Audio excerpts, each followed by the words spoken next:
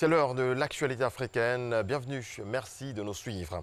On démarre en Guinée-Bissau. La Cour suprême a validé hier les résultats des élections législatives du 10 mars. Élections remportées par le Parti africain pour l'indépendance de la Guinée et du Cap-Vert, PAIGC, formation historique qui a conduit le pays à l'indépendance. Les boîtes noires du Boeing 737 MAX d'Ethiopian Airlines seront analysées par le bureau d'enquête éthiopien à Addis Abeba en collaboration avec les enquêteurs américains et français et de Boeing.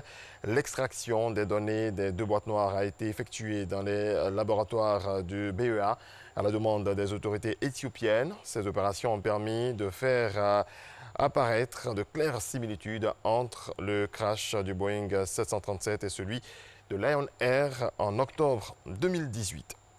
Les défenseurs congolais des droits de l'homme ont annoncé hier leur intention de poursuivre en justice l'ex-patron du renseignement, entre autres pour détention arbitraire, torture, au lendemain de l'annonce de son remplacement par le nouveau président de la République démocratique du Congo. Les secours sont dépassés par l'ampleur de la catastrophe provoquée par le cyclone Idai en Afrique australe qui a fait au moins 300 morts. Des milliers de personnes restent bloquées sur des toits et arbres. 6 jours après le passage de l'une des pires tempêtes dans la région. C'est la pire crise humanitaire dans l'histoire récente du Mozambique, le pays le plus touché, a estimé la Fédération internationale de la Croix-Rouge et du Croissant-Rouge.